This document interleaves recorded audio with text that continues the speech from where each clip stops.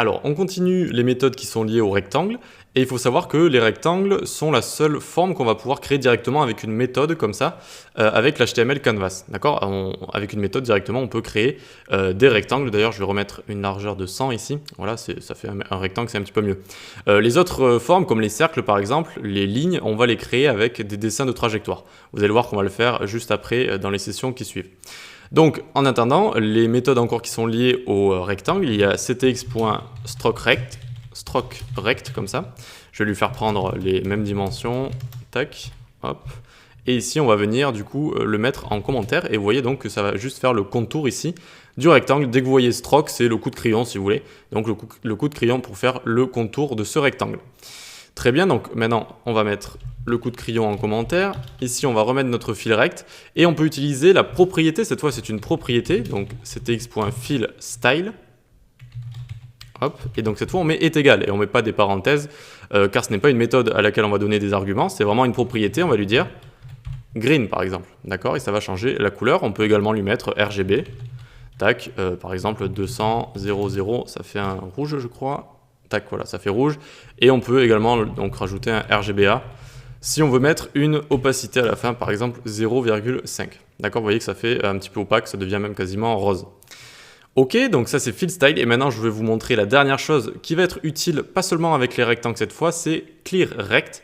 Donc on va venir ici, on va faire context.clearRect. Et donc ici d'abord on doit lui mettre X et Y, donc on le fait démarrer à 0, 0, c'est-à-dire en haut à gauche ici. Ensuite on doit créer un rectangle et dans ce rectangle tout va s'effacer, ce sera une sorte de gomme. Donc on peut lui donner par exemple inner width et inner height, c'est-à-dire la largeur et la hauteur de notre navigateur. Hop, et là ça va bien effacer, vous voyez notre rectangle rose juste au-dessus qu'on a créé ici. Donc par contre on lui a donné toute la largeur et toute la hauteur du navigateur, ce qui est un petit peu trop, c'est un petit peu overkill. Comme disent les Anglais, c'est-à-dire qu'on en fait un petit peu trop. Par contre, regardez, si on fait clic droit inspecter, on regarde les dimensions de notre canevas, et bien si on crée ici juste un rectangle qui a les dimensions du canevas, donc ça effacerait tout à l'intérieur. Donc il fait 302 par 152, donc 302 pour le width et 152 pour la hauteur. Et du coup, vous voyez que ça fonctionne également pareil, et du coup, c'est un petit peu plus logique.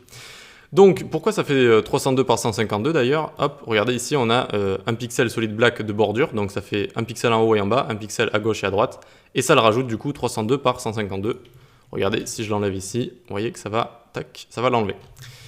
Ok pour ça, et maintenant, donc ClearRect, ça va être très très utile, vraiment, quasiment tout le temps en fait, pour créer des animations. Pourquoi? Parce que les animations, c'est juste finalement des formes qu'on va créer les unes à la suite des autres, assez rapide pour notre œil et ça va tromper notre cerveau qui va croire que c'est vraiment une balle qui bouge alors que finalement on aura juste dessiné plein de balles les unes à la suite des autres. Et donc ClearRect, ça va venir effacer la balle qu'on a créée avant d'en créer une nouvelle et du coup on va avoir l'impression d'une balle par exemple qui bouge de gauche à droite. Ok, donc cette méthode, on va vraiment l'utiliser pour faire des animations.